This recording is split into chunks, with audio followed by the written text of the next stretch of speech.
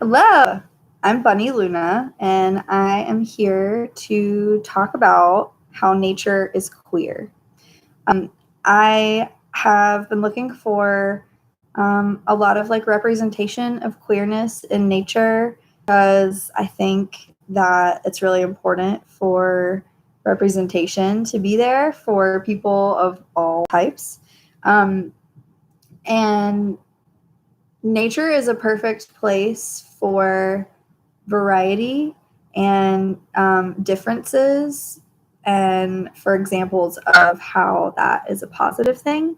So when I learned about bilateral gynandromorphism, I was completely obsessed, and it made me super happy because it just shows that it's part of nature, part of life, for things to not be black and white and really straightforward in terms of gender.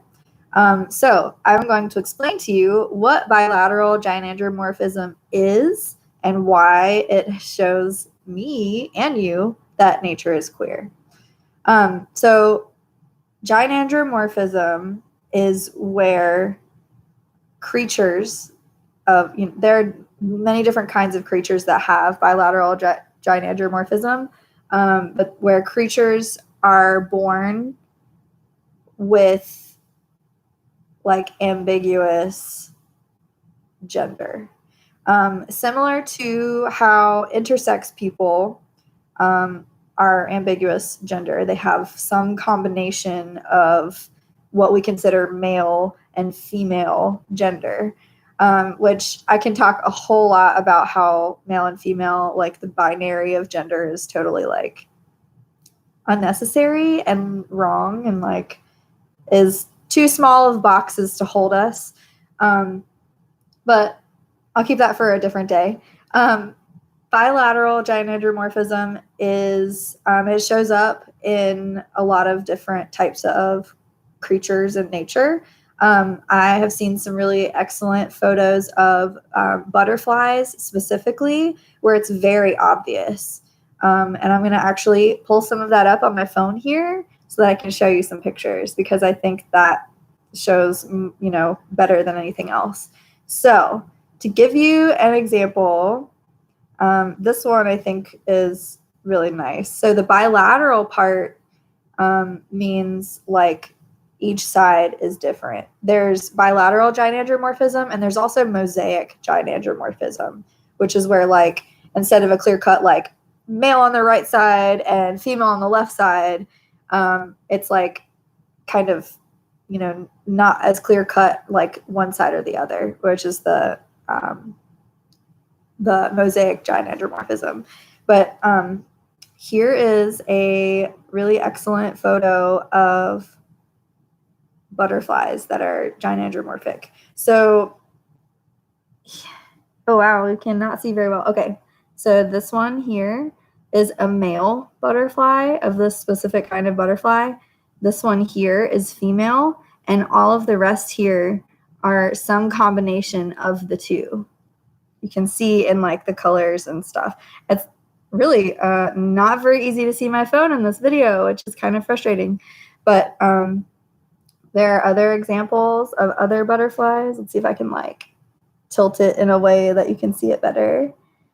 So as you can see, it's really obvious they're so different on each side. Because a lot of creatures one gender is larger or smaller than the other. One gender has, is more colorful and the other has more dull colors. There are birds that have bilateral gynandromorphism. Oh wow, it's really hard to see. Here, this is a cardinal. Pretty hard to see, but there we go. Half of it is male and half of it is female. I'll post some links in the description here where you can do some more research on your own about bilateral gynandromorphism. There's a chicken. Wow, yeah, chicken. Here's an example of mosaic gynandromorphism where, wow, you really can't see it.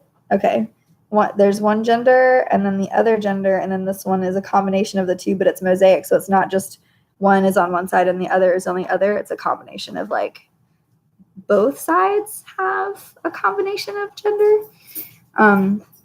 Here's some beetles that are gynandromorphic. Yeah, it's really hard to see my phone in this. I thought it would be easier, so I apologize. Pax, it's okay. There's a puppy here that's upset. A lobster. This one is very easy to see how different it is. Like, wow.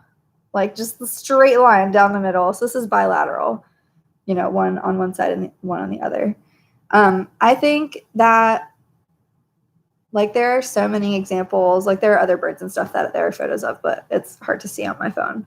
I think that it's really important to have representation of queerness, and when it can be found in nature like abundantly, I think that's amazing because it just shows us that like as a human, being queer is not a bad thing or an unusual thing or like an unnatural thing, because queerness is all over nature. It's like all over the place. So I just thought I would share that one little tidbit of bilateral gynandromorphism, because for me personally, as an agender person, I think it is super exciting to have an example in nature where even like animals and like, you know, crustaceans and butterflies have ambiguous gender, where it's just a thing that happens naturally. It's not a super extremely common thing, but it is something that happens.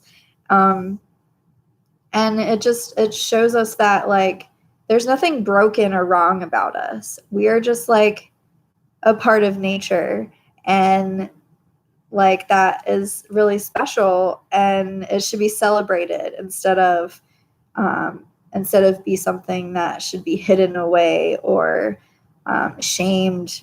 You know, like I am such an ecosexual, and I have a bunch of videos on ecosexuality, and I have even more that I have scheduled, so that I'll talk to y'all about even more ecosexual things. But as someone who looks to nature for most things, to be honest, I think it's important to be able to find those representations of, you know, gender nonconformity and queerness, and like just showing that it's natural to be different and there's nothing wrong with it, and we should celebrate it and embrace it instead of have it be something that we hide away, because we're all parts of nature and this is a natural thing that happens. Like,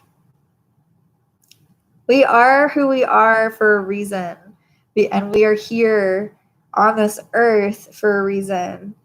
And if we're different than other people, then that's a positive thing. That's not a negative thing. That means we have a different understanding of the world. And that means, I mean, that's only a good thing, because if everyone was the same and if everyone saw everything in the same way, then we would never have innovation, and we would never have like change, and like there wouldn't be very much creativity if everyone thought the same way. Like, I feel like there wouldn't be much art.